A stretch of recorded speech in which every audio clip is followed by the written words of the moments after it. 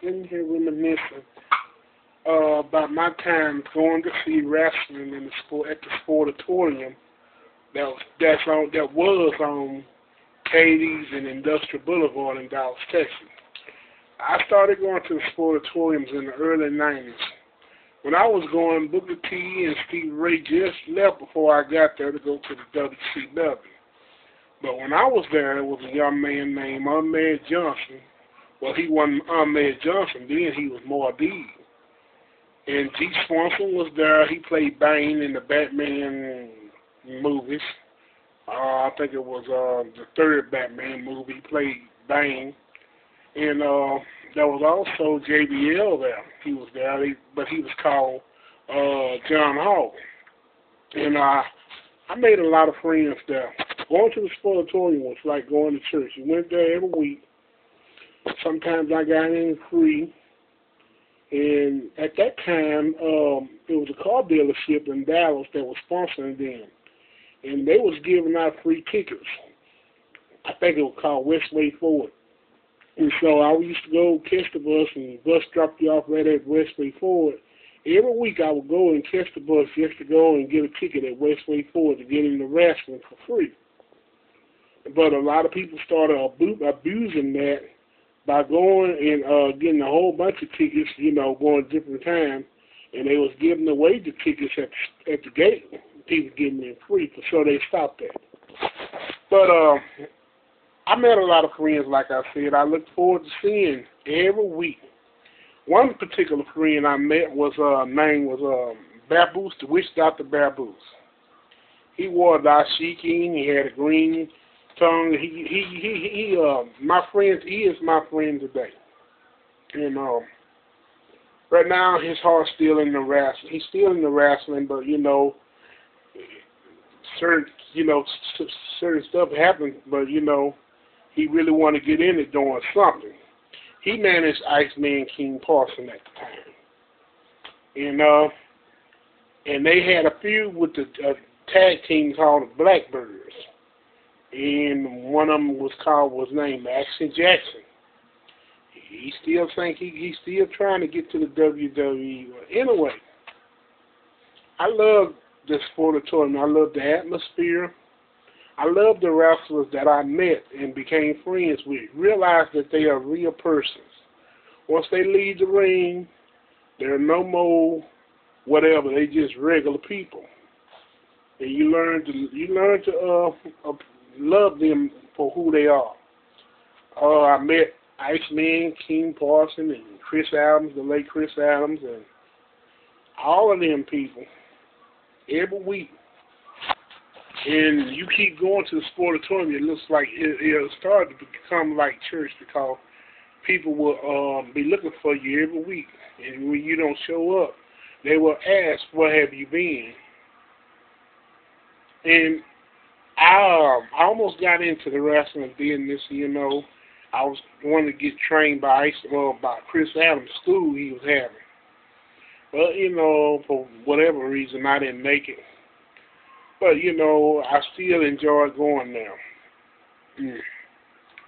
And when I was there, who went first to the WWE? That was Mardee went. He went to the WWE first, and then JBL went. During the time I went, the GWF was there, Global Wrestling Federation.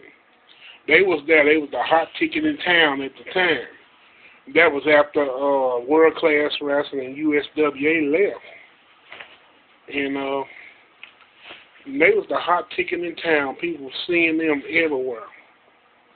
And sure enough, I think the last match they had was Night of Revolution, which was one of the biggest. I don't know if it was a pay-per-view, but it was one of the biggest pay-per-view like events that happened at the Sportatorium. And so me and my friends, we met up at the Sportatorium. We was ready to get in the next week, and they come out and told us that it was closed. And so the Sportatorium closed, but then it came back. I don't know, it was a year or two or a few months with Jim Crockett Promotions. He came in with the NWA. And at that time, John Hall. JBL won the NWA. I want to say Texas or National belt, one of them. But sooner or later he left and he became John Hawk Bradshaw in the WWE. Soon he became JBL. He was a jerk then, and he still, and way out here on the internet and people talking, he still is. I saw the last time I saw Dick Murdoch, last time I saw him was alive was at the Sportatorium. He fought at the Sportatorium, and then we was on Raw Rumble, and next thing I heard, he was dead. And let me see, Chris Adams, I saw him. Next thing you know, he was dead. It was a lot of G. Swanson, he's dead. I saw him. So it's a lot of people that have passed away. If anybody remember me from the Sportatorium that has a YouTube account, hit me up. And we might can talk about old times. And there's also a link to my MySpace page. It's private, but you can also you can click that page and add me as a friend if you got a MySpace account. But Sportatorium is gone now. It's nothing there but a grassy knoll. It burned down. Some homeless people went in there and they had had a campfire in wintertime. It burned down.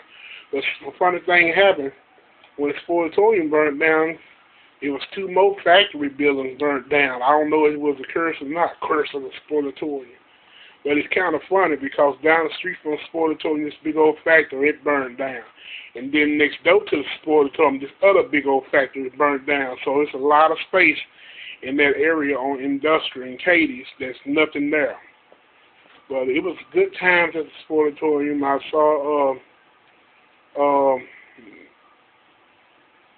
saw Kevin Barnett would come. He came back at one time, and I missed the Sportatorium. I missed the atmosphere, and I missed my friends. And I just wanted to reminisce about the Sportatorium in Dallas. You know, the best time. I had fun going to the wrestling matches with a few hundred or 1,000 people there, then looking at it on TV. I'm still a fan of pro wrestling. I look at it when I can on SmackDown, but I was more of a fan when I went there live, and I enjoyed it better because you remember when Al Jackson got beat by Jerry the King Lawler with the microphone? Man, we made fun of Al Jackson that next week. He couldn't even live it down. I think that kind of hurt his career when he did that job to Jerry the King Lawler. But that's just me reminiscing. Bye.